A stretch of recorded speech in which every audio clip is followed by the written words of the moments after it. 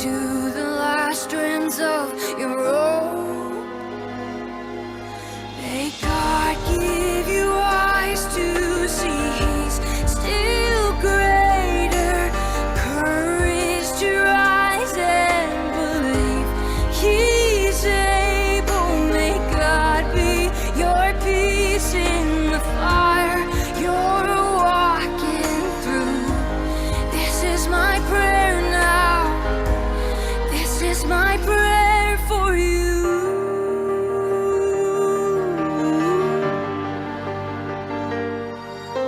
For all of those with tired and weary souls, still have faith to ask for miracles, choosing to believe He's in control. May God give you eyes to see He's still greater, courage to rise and believe He's able. May God be your peace in the fire you're walking through. This is my prayer now. This is my prayer. May your eyes be ever on the Lord, your helper. May you find your refuge in the Lord, your shelter. May you find Him closer than a brother all your days, all of your days. And may your eyes be ever on the Lord, your helper. May you find your refuge in the Lord, your shelter. May you find Him closer than a brother all your days, all of your days. May God give you eyes to see He's still greater, courage to rise and believe He's able. May God be your peace in the fire you're walking through.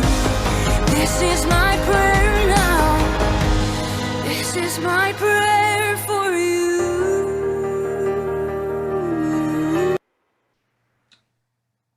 Wonderful, wonderful. So welcome everyone. Welcome back to our Words of Wisdom Empowerment Hour. Today is May 9th. We want to wish you a happy Mother's Day. Realize that whether or not you gave birth to a child, I'm sure you were a mom in so many ways, being an auntie, sister, friend. I think mothering for us is just automatic. So we want to wish you all, if you're a caretaker of in any way, happy Mother's Day. So tonight we wanted to bring this topic up, family detox talk, about renewing love, support, and trust for families struggling with trauma, mental health, alcohol, and drug addiction. We realize there's so many families out there that really don't know where to start, what to do. They're going about it the wrong way. They're putting ultimatums, etc. And we have our expert tonight that's really just going to give us some guidance. So this is a quick hour, but it's just tips that we feel that you can grow from, heal from. But before I have Miss Marcia get started, again, thank you for joining us. My name is Donna Morton Morgan, and I am the CEO of Women of Culture Incorporated, CEO of Caribbean American Diaspora Alliance, real estate broker of Florida Summer Homes Realty, and life coach at Inner Vibes Consultant. So with all of that mixed in, we just felt like we needed to bring up certain topics, right? So with that, we are going to introduce you to Ms. Marcia Singh. Marcia is the owner and executive director of Renewal, Integrative, Psychotherapies. And you can see her website, ripsy.net. Um, and, this is going to be, take notes. This may not be for you. It could be a friend or family or coworker, someone that you just want to help, or you see struggling, a family member that you see crying and needing direction. This is a professional. Her rate of for counseling is so expensive, but she shares her time and her resource. So we must respect that and appreciate that. So with that, thank you so much, Marcia. Thank you so much, Donna, for having me. And this is a topic that we really haven't been talking a lot about because there's such a stigma on mental health, a stigma on substance abuse. And we tend to, rather than help family members, we tend to isolate them. We punish them, we treat them as kind of rejects, when in truth and in fact, they are really suffering from a disease, a disorder, something that they really have no control over or would want to be. I've never seen someone who suffers from especially addiction who wanted to be an addict. That's not a choice that they would have made, and unfortunately they probably during the process of their lifetime made some poor choices that led them to becoming addicted. Needless to say though, mental health is real and it's a disease of the brain. No one chooses mental health. A lot of it has to do with your genetic makeup and just your experiences and life stresses that you face sometimes. And so we want to just be very supportive of persons and give them a better understanding of what exactly mental health is, what trauma is, and what addiction is all about. So I will just start by saying that, a large percentage of our population suffers from mental health, whether it's anxiety, mild depression, going all the way to bipolar disorder 1, going to personality disorders, and to schizophrenia. The one that Jamaicans call madness, that's real like psychosis. And, you know, we tend to not treat persons who are just mildly depressed or mildly anxious. We think that, it's just get over it. And so, once it gets to a deeper stage, then we tend to isolate them because, again, we blame them for this disorder. It's nothing of their choice. And very similarly with substance abuse disorder. 60% of people who develop an addiction had a predisposition to it, so they were predisposed, it's in their genes. And unfortunately, I know we're going to say, well, if you didn't take up the drug or the drink, then you would not be an addict. And that's true. But life throws us some curveballs and we have different stresses. And, we are not always equipped to manage those and have, appropriate coping skills. And so we might tend to start drinking, because drinking numbs the pain. And of course, it makes you feel better. And that's where the problem starts, or drugs or a Right. behavior. We tend to look at addiction as drugs or addiction as alcohol, but we have addictive behaviors, gambling. That's just as detrimental, social media addiction, shopping addiction, eating disorder, eating addiction. We have so many different types of behaviors, and these are all categorized as addiction. That's interesting you said that. Sometimes, yeah, we do have a stereotype for addiction, and a lot of times people, normal persons, go to the doctor for something, right? A back pain, something with the tooth, and they take something. They take, whether it's oxycodone or something, just nice person, and just like that, an addiction forms. Mhm. And pretty much that's kind of what I'm seeing here. So, like for example, in the United States, maybe a large percentage of the persons who actually suffer from addictions are elderly, are 65 and over, and they are prescribed, opioids for pain. And in 2016, we had a turning point where we had what we call a prescription monitoring program that came about, where doctors were being monitored because they were just throwing out all these drugs. And once that started happening, the doctors had to go into a particular website and they had to write, how many persons they would prescribe these drugs to, and they would have to write the rationale for prescribing them. And what we found is the doctors suddenly stopped prescribing to a lot of people because they were getting trouble, and a lot of elderly persons turned to heroin, because they could no longer cope and they were so addicted to the opioids. And so we have a lot of elderly people too overdosing.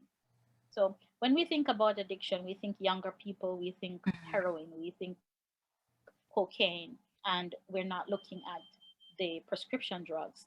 The benzodiazepines that they prescribe for anxiety is highly addictive.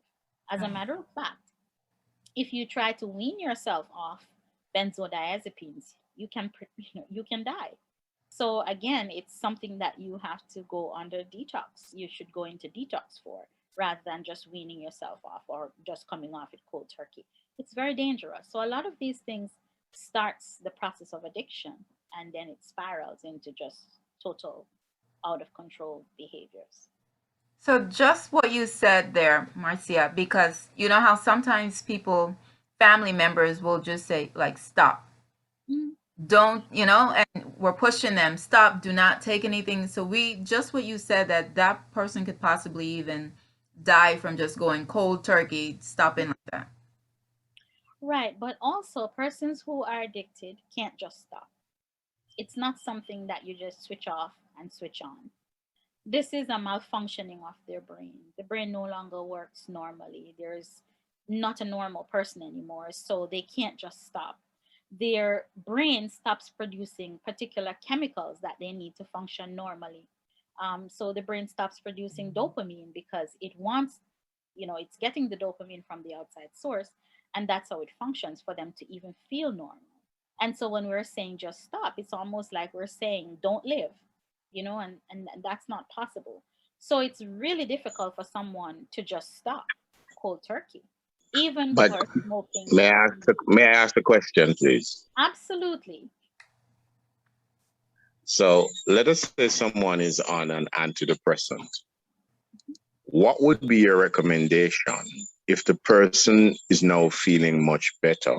Mhm. The person feels that they're at a space that they can function without the antidepressant. Mhm. How do they go about stopping that particular drug, using that particular drug? Great question. So, what happens with antidepressants? They're very different from opioids and they're different from benzodiazepines. So, you can actually stop taking an antidepressant because it's not highly addictive and it will not cause any problems to your brain from withdrawals. However, when you suffer from anxiety, then you take the anti anxiety medications, which are the benzodiazepines. Those are addictive. Those are the ones that you cannot just stop taking because you can go into seizures and you can die. So the antidepressants is a different classification of drugs. It's very different from antipsychotics, anti anxiety medications, and opioid medications. So yeah, you can stop from an antidepressant if you're feeling much better. But I would also just recommend that you have that conversation with your prescriber before you do so. Because sometimes you do feel better because you are on the antidepressant and it's now giving you enough dopamine that you need and you're kind of normalized in a way. And so coming off that antidepressant could actually put you back in depression. So feeling better does not always mean I stop taking this medication either. So it's important to know about this dopamine that you keep mentioning. Yes. So dopamine is a neurotransmitter, a chemical that the brain produces. And the brain produces many neurotransmitters for different reasons, you know. So for example, um, let's use adrenaline. Adrenaline is produced when it's a primitive neurotransmitter. It's produced when someone is feeling fearful, right? Or in sense danger. And it's a protective neurotransmitter. So when you are feeling like you're in danger, your brain produces a rush of adrenaline. You either fight or flight, run or you fight, right?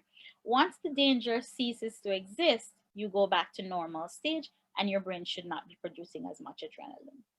If your brain is producing adrenaline constantly, then you develop anxiety, right? So we know anxiety is from the adrenaline. So dopamine is that chemical that the brain produces to make you feel good, feel happy. You cannot experience anything that's pleasurable. You can't experience pleasure if you're not producing enough dopamine. So when the brain is not producing enough dopamine, chances are you suffer from depression. You can't feel good. You can't feel happy. You can't experience euphoria. And so now, when you get drugs, unfortunately, drugs mimic the dopamine, right? So it goes into your brain and it acts just as that chemical that the brain would produce. And so now you get that feeling of, wow, this feels great. I'm happy. And you're dancing and you're the life of the party. And so you start depending on this chemical to feel good. Eventually, it will not work the same as it would work when you just started taking the drug. It takes more and more because the body builds up a tolerance. And so later on, you're taking much more marijuana or you're taking much more cocaine or heroin to feel the same high or to get the same good feeling, euphoric feeling. And eventually, you just start taking this to just not be normal, to just function, you know. And without that, it's almost like you cannot absolutely function. So someone who suffers from severe alcoholism will definitely wake up in the morning and the first thing that they want is to drink a beer. They Wow. have to drink because if they don't, they start shaking. You know, they have the DTs. They're irritable, they're anxious, they can't function, they're dropping things, you know. And so they have to drink to level out, because they have to give that brain that dopamine and they're normal again. Yeah. But yeah, I was going to ask you. Someone has a question. Oh Signs. yeah. How can we even see signs of someone that is addicted? Whether it's well, I guess there are different signs for alcohol versus. Right. So, for example, teenagers, they're usually very, very good at hiding their substance use, but you will start seeing certain behaviors. So you will see them, you know, probably not going to school as much, or you'll see their grades dropping. Um, if you really are observing, you might see signs in their rooms. Oftentimes, they will have, you know, a grinder lying around or a little baggie or something to show that they have some drugs. You know, or you can check their body. If you look in their eyes, usually if they are, you know, smoking marijuana, they have bloodshot eyes, or if they're drinking, their eyes just pretty much look empty and, you know, like it's just glassy. And you know, other signs like smells, you know, for example, if someone is smoking crack, the area smells like vinegar. Right. You know, if someone is, I mean, not vinegar, sorry, it smells like burning tire. You know, but if they are smoking like heroin, it smells like vinegar. So you have to pay attention to odors, and you will be able to pick that up. But the behaviors tend to give it away, because if they are, say, when they wake up in the morning, they try to get their first high. If they don't, you'll see them suddenly becoming very irritable, very angry, very upset, just very out of sort. Their response to you on a normal situation might be just over the top, and their response to stress becomes very different, because now they have no, they're not using any coping skills to manage any level of stress other than the drugs or the alcohol. Wow. So, so family support is a must. Absolutely. And when we say family support, we're not talking about ultimatums. Giving a person who's an addict or an alcoholic an ultimatum is a waste of time. It does not help. What they need is at that time love and support. Helping them to get into treatment, helping them to keep their appointments, helping them to get back a job, helping them to recognize that this is not the end of the world and that there's hope, helping them, to survive. We tend to do it the other way. We tend to give them ultimatum, chase them out of our house, make them become homeless, put them on the Mhm. streets, and that does not help. But on the other hand, helping does not necessarily mean enabling. Enabling is very different because we could enable somebody by giving them money to go buy the drugs or buying the drugs for them. I remember some years ago, I had a family that I was seeing, and things got so bad with the son that mom actually went out and bought some heroin because she wanted to get her son into detox so bad, and that son overdosed and died that night. And so that's not helping. Enabling is not helping, and so we have to make that difference. Marcia, Yes. the we have another issue though when the individuals that you're dealing with, they're able to mask their feelings in such a way Hmm. that they still present to you their natural self, Hmm. but underneath they are dying Yes. because of this feeling.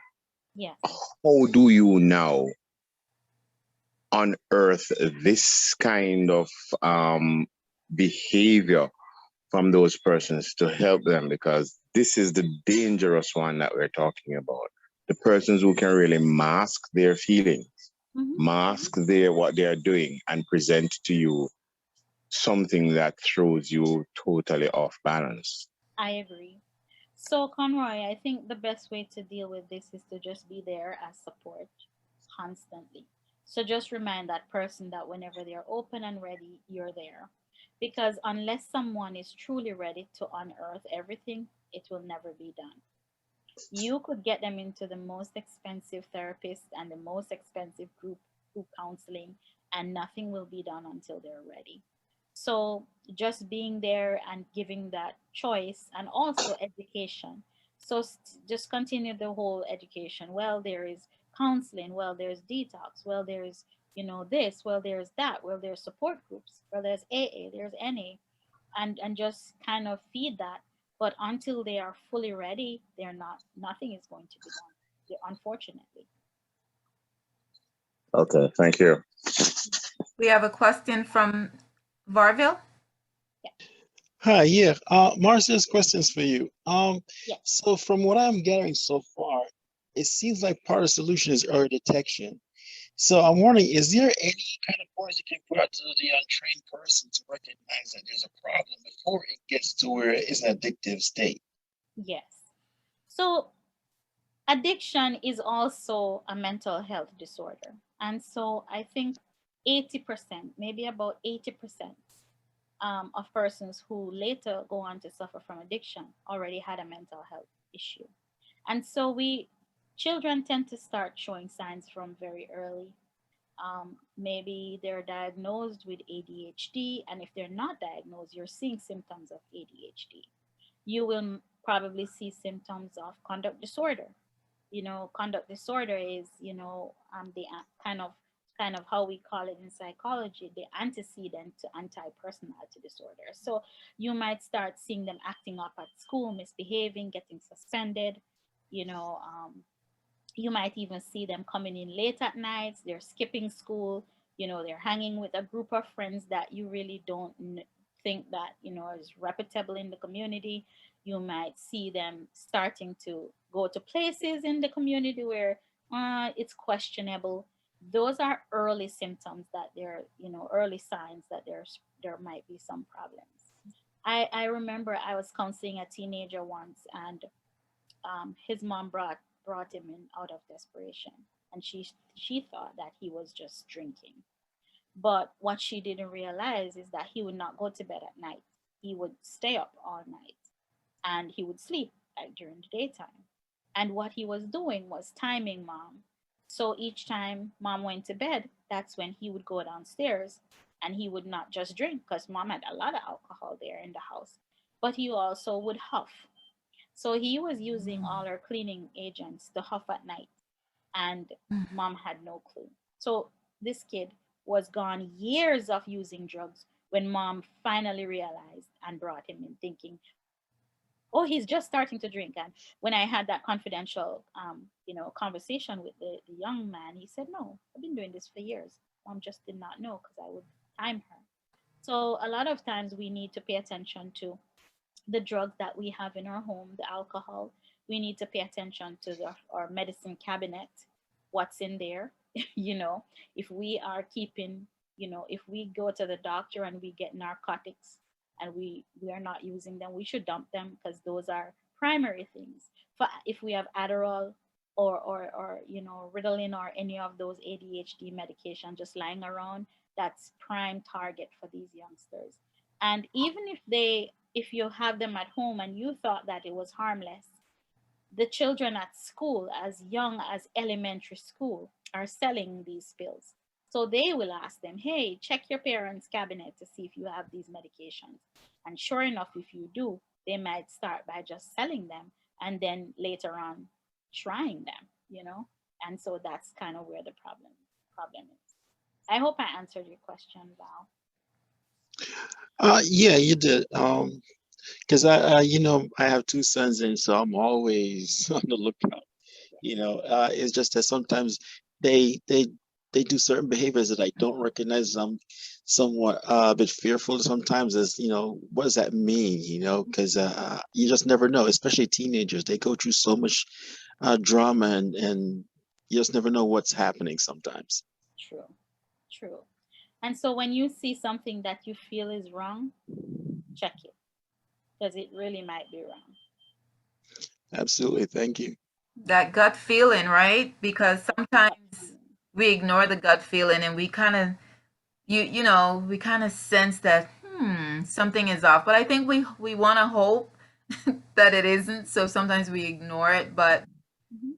it's important to and sometimes they will deny it. And not just to say sometimes you just can't change it because again, no one can change a person but that person. So sometimes even in the very early stages, that child is already set on and they have this belief system that they are invincible, so nothing can Right. touch them, and they can try any drug. And so we don't know what they've already tried and how damaged their brains are right now at that time. So sometimes even if you try, it's not. I'm saying this to parents who think that because they tried and it didn't work means that they were a failure or they failed. No, a lot of times the parents will do everything that they can possibly do and the children still mess up. Right. And I know as parents that's hard. It's hard to watch your child, your anyone that you love, care about to go through down this road because there's really not much you can do, right? And then you start to think, especially if it's a spouse, you're like, if you love me, you'll stop. And I think a lot of families kind of go through that. Well, if you love me, and you don't realize that, yeah, the brain, the mind's already hijacked. Right. That's exactly right. I love that that you said that. So even for persons with addictive behaviors, whether it be food addiction or sex addiction or gambling addiction or social media addiction, it's the same thing. Their brains are already hijacked. So if we just say just stop, it might not happen. Wow. So, Varville, do you have another question or? Oh no, my Okay. question was answered. Thank you. Okay. Good, good, good. I've seen family members where yeah, they do give the tough love. And it sometimes I guess we don't know where to cross the boundaries with that because I've seen family members where, especially a daughter, is addicted and she's kicked out, and now daughter is on the street. Yeah. So the daughter will turn to Yeah, prostitution, yeah, cheating, stealing, or whatever way to get that drug to continue, and then also feels guilty about it. And, because you taught them certain morals and they feel bad, and now they're medicating to numb that feeling, and the cycle continues as well, But I just kind of want to touch on a little bit of, trauma too. So, for example, we underestimate the effect of trauma on persons, and we might say, what's trauma?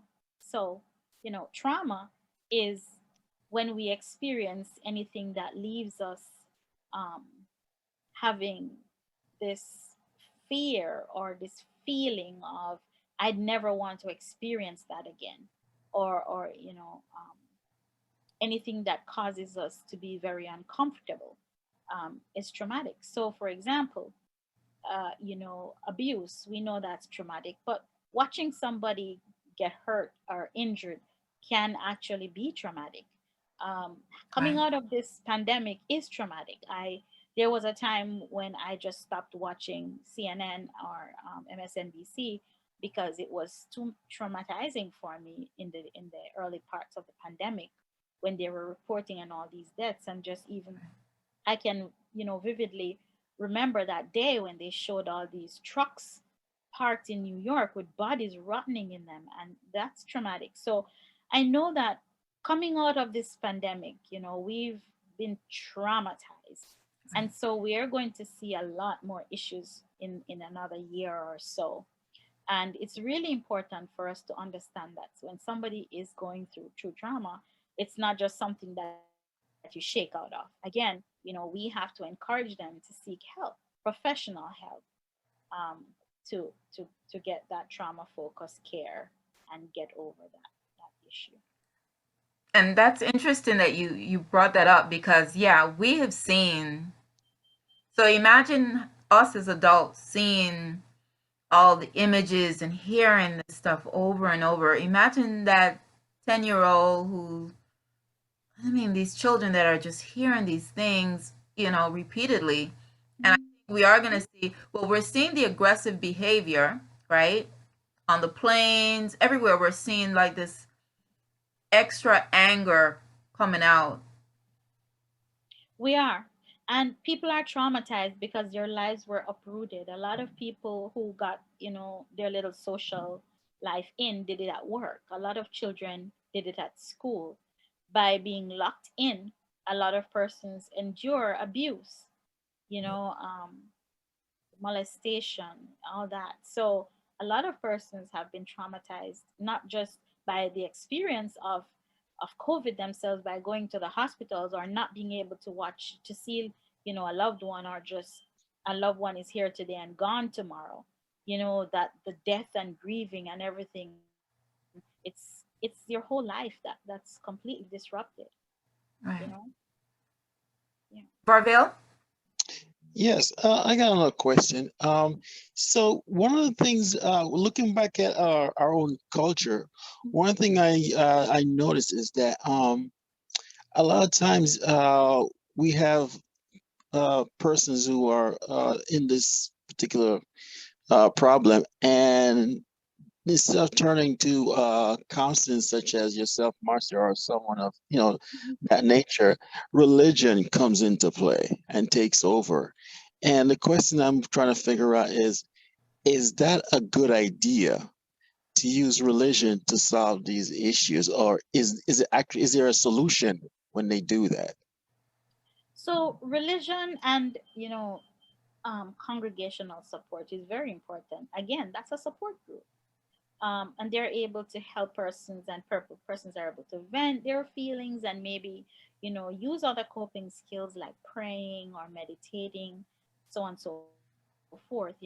But we also have limits. And so going to the pastor might be good in the sense that you can get some solid advice, but the pastor might not be trained to do psychotherapy. And so the person is not being treated per se. for the mental illness or the trauma or the addiction that they're experiencing. And Exactly. so it limits what the ministers or the church brothers and sisters can do. And so it's always encouraged for them to continue to get professional help, even if they lean on their pastors a bit.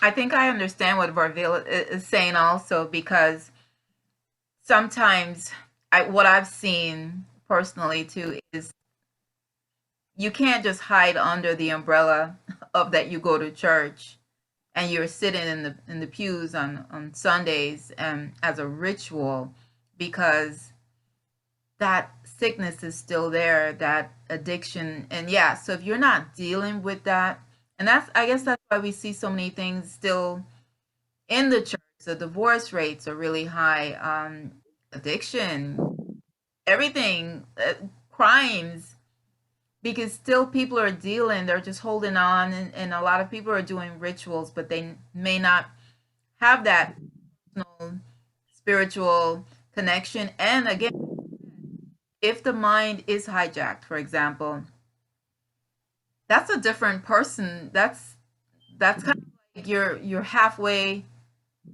You have to go a special route to then reclaim that brain to rebalance, right?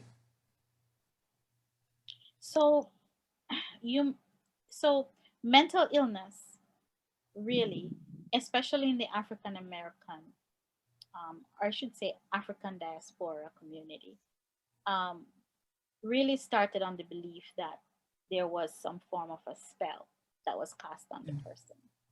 And from that belief, there's also that part that the pastor can help you by praying off that spell.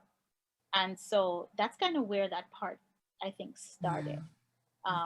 But mental illness is not a spell.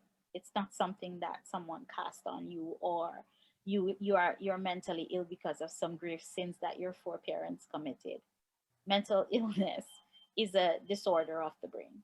Just like we can develop diabetes, just like we can develop heart disease, just like we can develop, sickle cell, just any other disease or disorder that we can develop. It's very similar to mental health. And so I think that's where a lot of people would go to the pastor because they feel that prayer can help that. And I'm not underestimating by any means what prayer can do. But I think that there is a limit to what the pastors can tell you to do if they are not properly trained. Right, because the way you just even explained dopamine, the normal person would be looking at, would be yelling at their loved one, not understanding the whole chemical imbalance. Right. They're just thinking you're being bad, you're wicked. You're doing this despite me. Right. You don't love me. If you really love me, you would stop smoking today. You would stop drinking today. Not understanding that person, you're not even speaking to the. But the thing is, sometimes the person, do they know? Do they know the damage? Do you think when the person's addicted? I don't think that family members are really educated on addiction. I don't even think some of the professionals are educated on addiction. I think that there needs to be a lot more education for people to understand that this is not something that they just pull onto themselves, and this is not something that they can just shake off and stop. We need to have much more education around ending the stigma as well, and talking about it.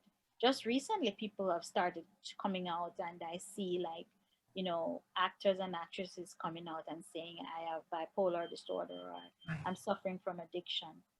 But prior to even Robin Williams' suicide, we didn't talk too much about mental illness in the social media. We didn't talk about it too much. And so now, since that time, we've seen so many different things come out, and different persons, who are suffering or who have suffered from this disorder. So, yeah. Yeah, there was a young lady just I think recently, maybe in the last week, young college cheerleader, and she seems like she had everything, but she mentioned in her suicide letter that she I struggled read it. for many, it's for a while now. She's been struggling with this feeling to end her life. And I mean, as family members, I don't even know how you would even cope with your child, with your loved one. And a lot of times we don't even know what we can do, but I guess there's a limit. We can only do so much. Right. And like we said, there are two parts to this. There is the physical piece, which we know it's the chemical imbalance, and then there's the social piece. So if she was not getting the help that she needed, then there's nothing, she will never ever feel happy. You know, there is a disorder that persons who do not produce dopamine or persons who cannot experience happiness or euphoria suffers. It's called anhedonia. And so when you suffer from anhedonia, you just cannot feel happy no matter what you do. So if she's in that space where nothing that she does can, you know, satisfy her that way that she could feel good about herself, then it's almost like you're in a pit and you're not able to get out of it. That's depression. Wow. What's it? So there is a diagnosis. I mean, how what was that called? Anhedonia? Yes, anhedonia. So you just go to a professional and they evaluate you. Like if you your child, loved one, you see them just always depressed, unhappy. I Mhm. call it the hole in the soul because it seems like nothing you can do for that person will. It's just you they keep wanting more, and you keep giving, and it's just Mhm. like this empty, yeah, pit that you cannot.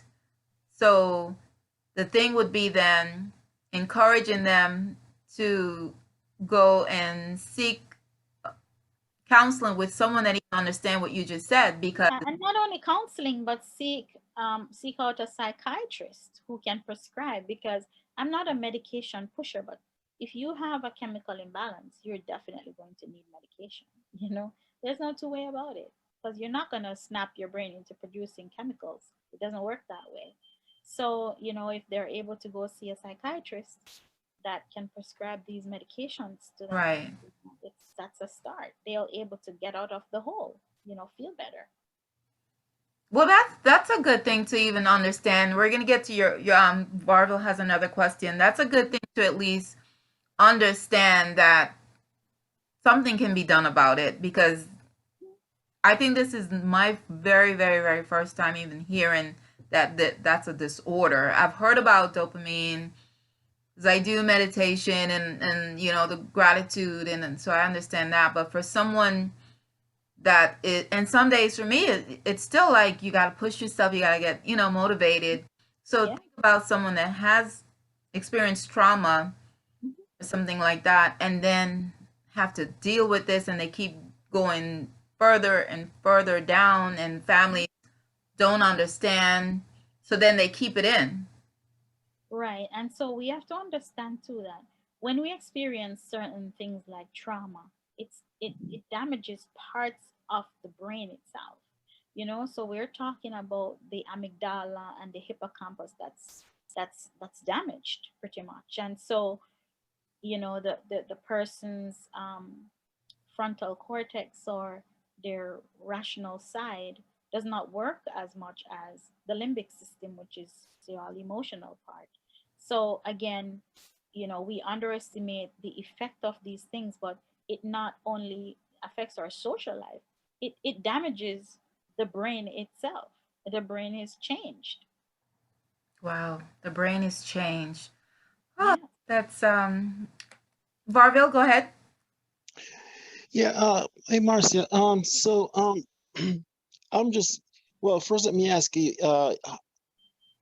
from a military standpoint, if you have any particular experience with military veterans, because I'm still connected to some of mine, and we've had a few that actually decided that this wasn't the way, and they just took their lives, and we didn't see the signs coming. We didn't know why, or we didn't. There was even any addiction that we noticed or anything. But obviously there was some kind of depression that was going on, and a lot of it we found out had to do with reintegration into civilian societies. And I myself can tell that's not an easy transition.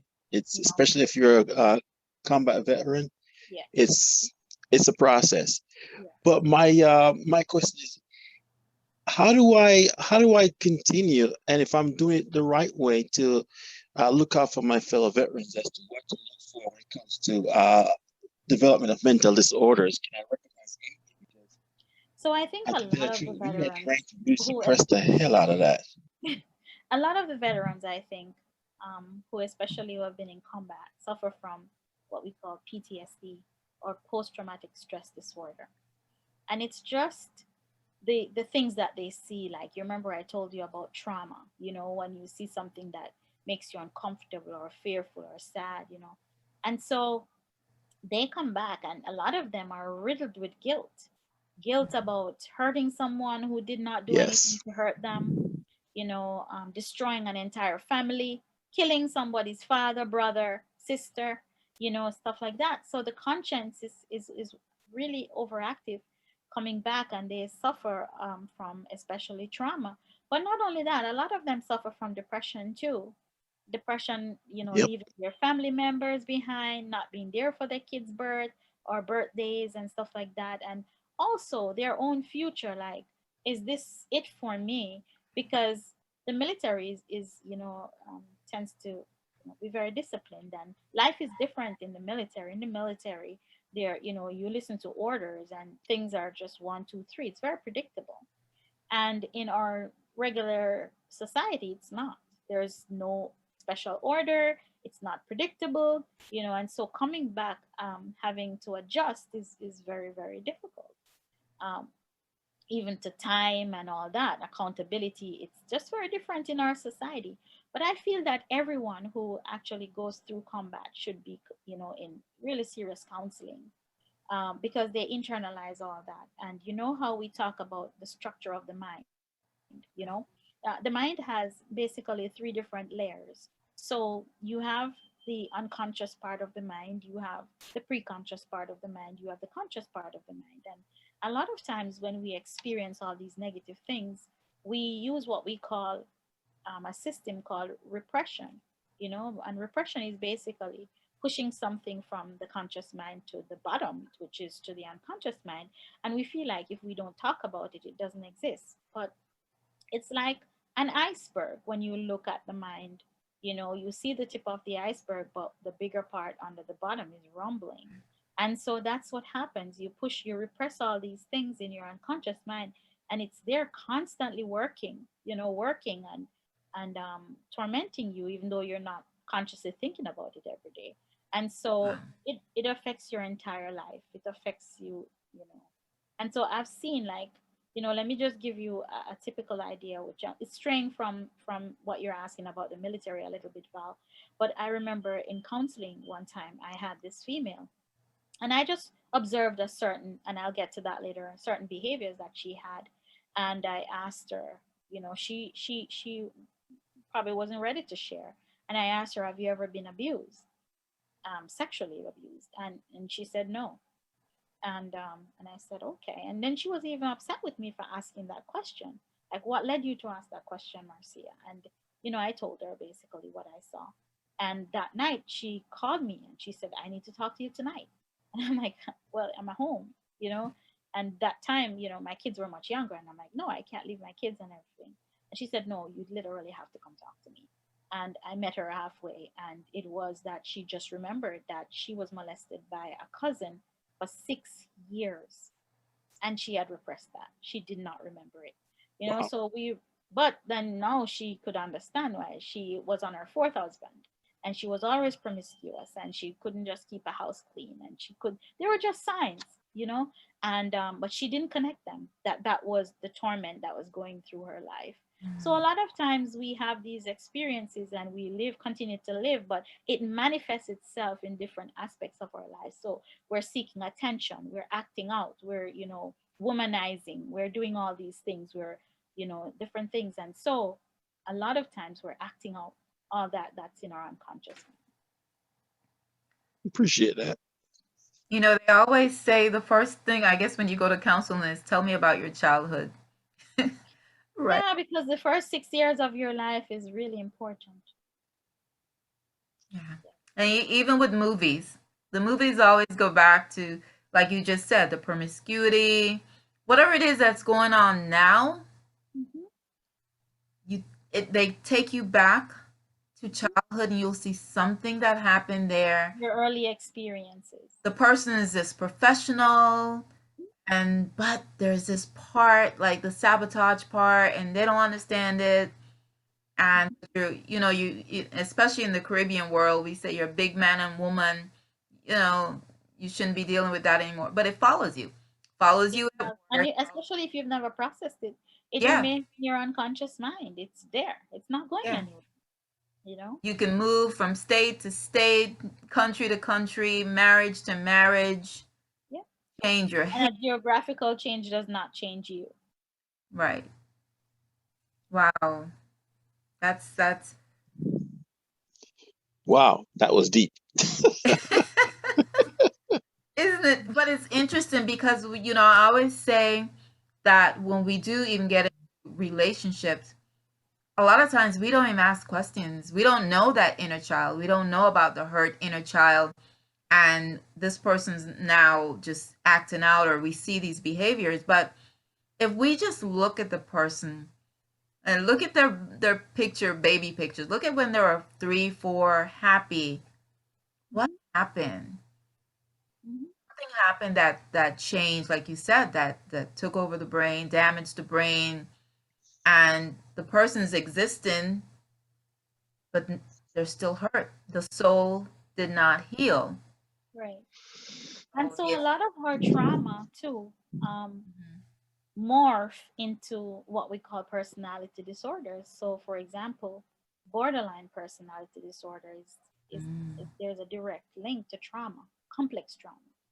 You know, this person starts cutting Yes. themselves or self-injurious behaviors, burning themselves, doing, bumping heads or stuff like that.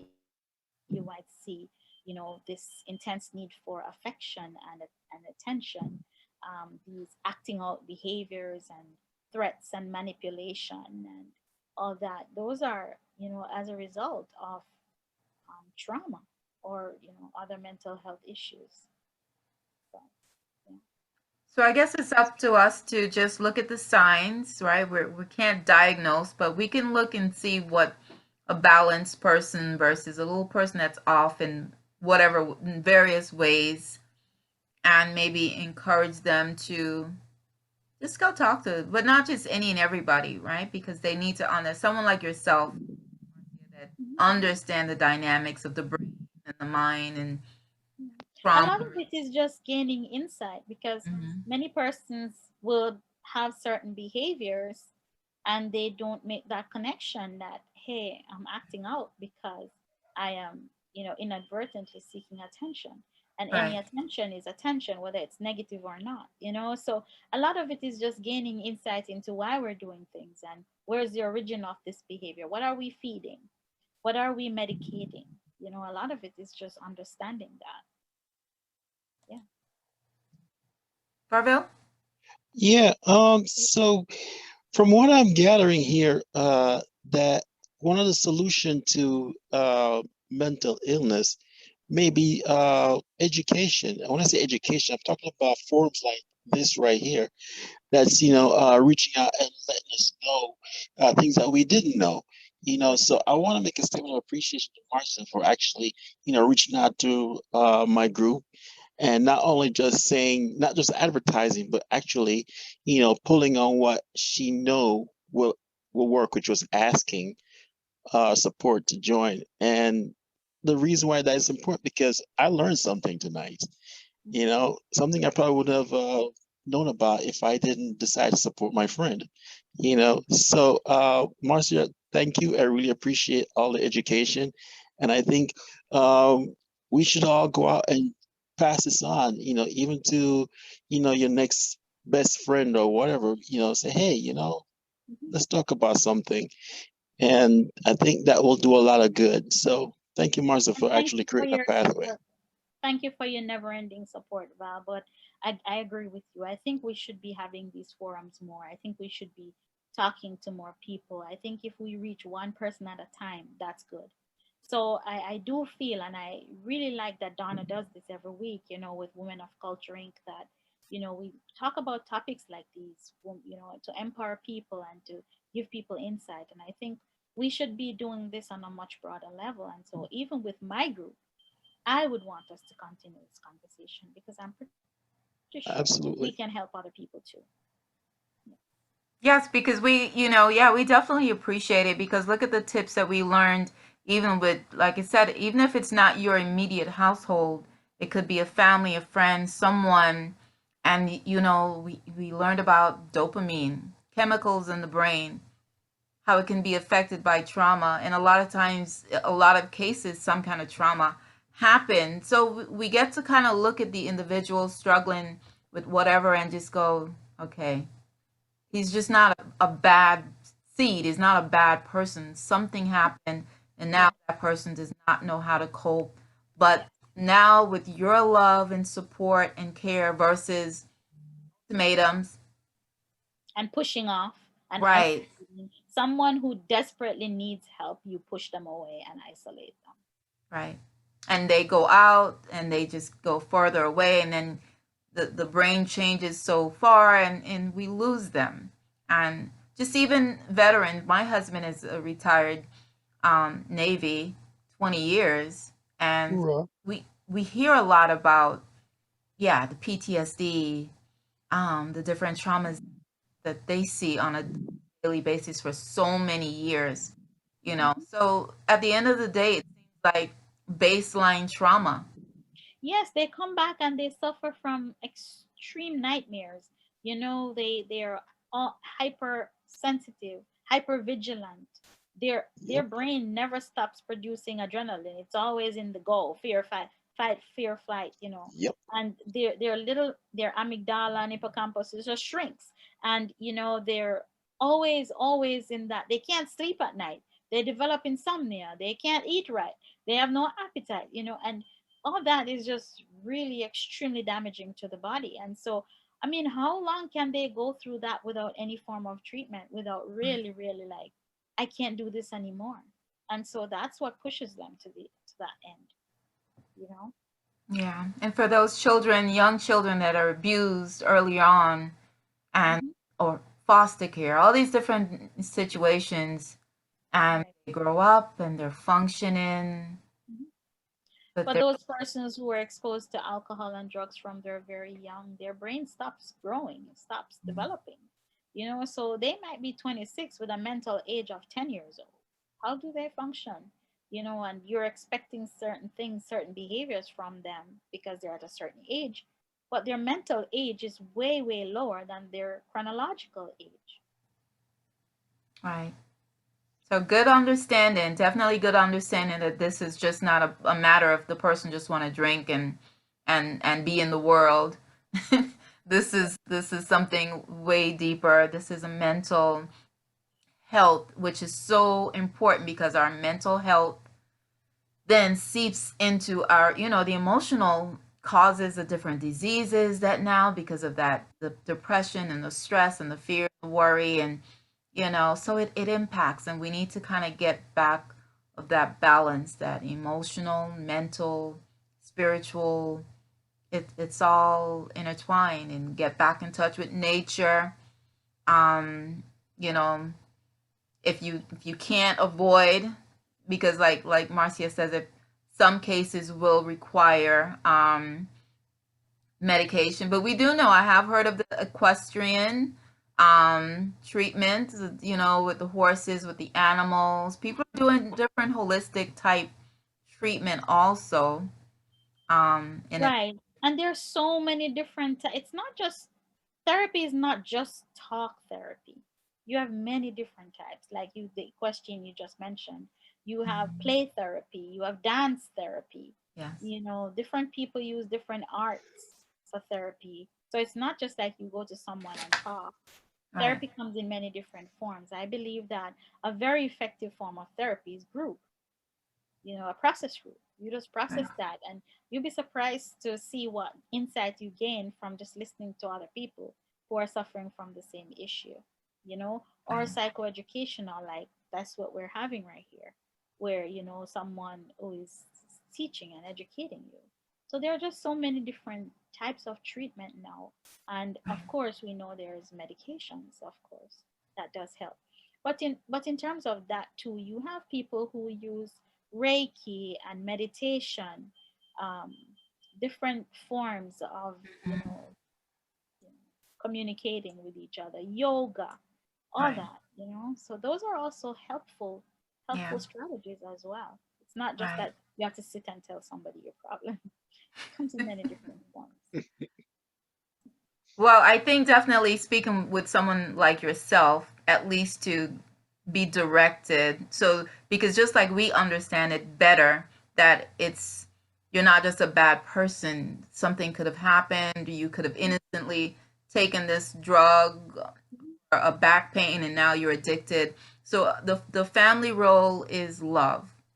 Show support, show love. I love you. I know you're not being your best self right now, but I love you, and I'm going to love you through this. So at least they hear it, and they hear it, and they hear it. Mhm. So that's And important. sometimes even our problems start from just very simple comments that even our family members make.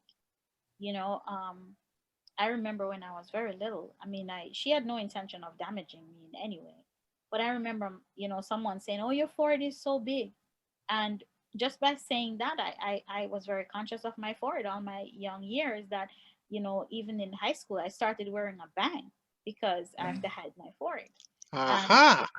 and later on, I'm like, "What the hell? Where did my forehead is? I'm beautiful just the way I Right.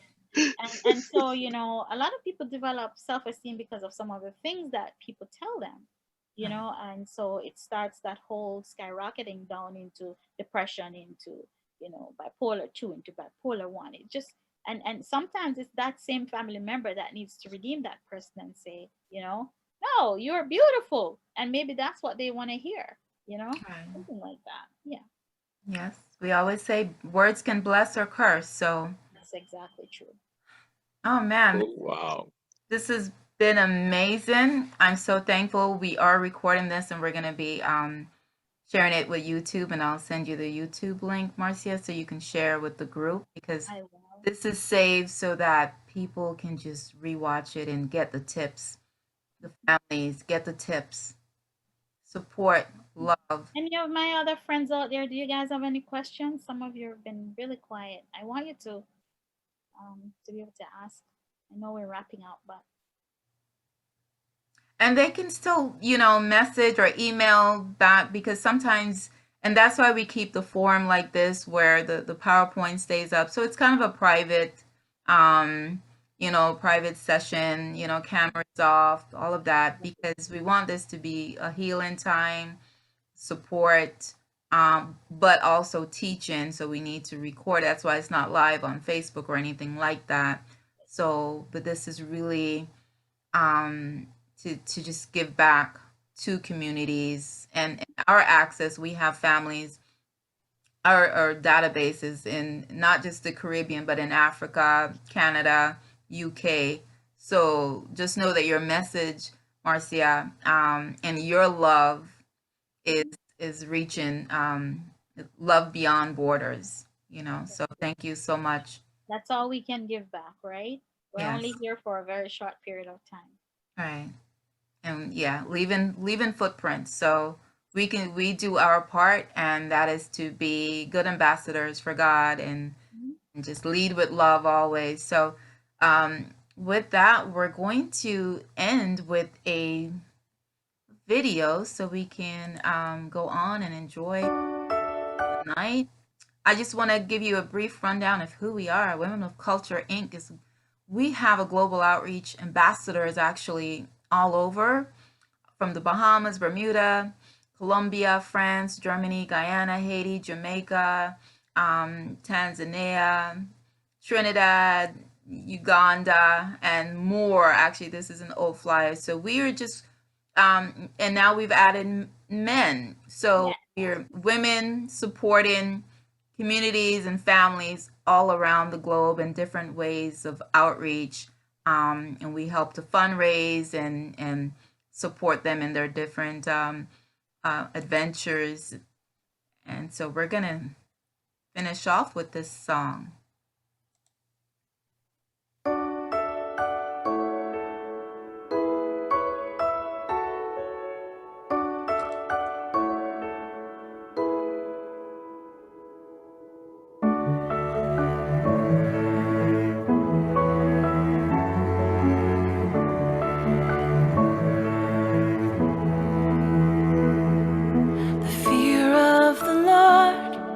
Is where wisdom starts.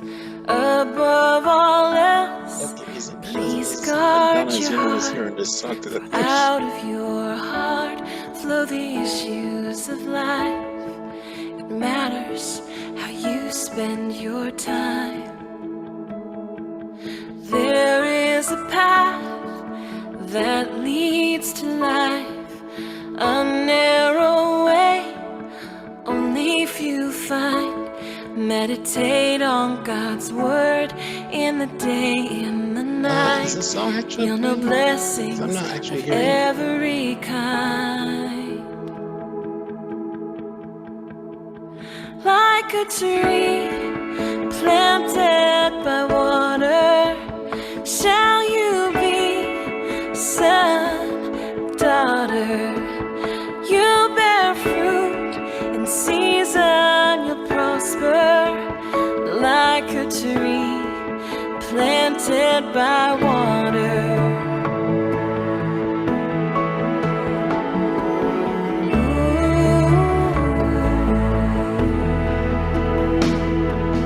Remember to pray in everything. Holy Spirit is here. Only believe. Supernatural life is yours every day. Miracles in Jesus' name. Do what is good, do what is right. Flee from evil with all